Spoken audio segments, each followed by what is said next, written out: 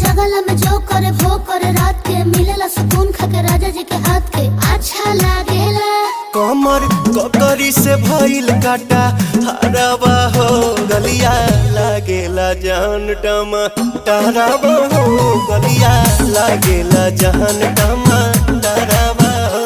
कहे तोर गया तुझको मैं पार करना अपने खाला पहले हम के खिया करना तबे भइल बा कमरिया मोर चाह करना तबे भइल बा कमरिया मोर चाह करना चाह करना।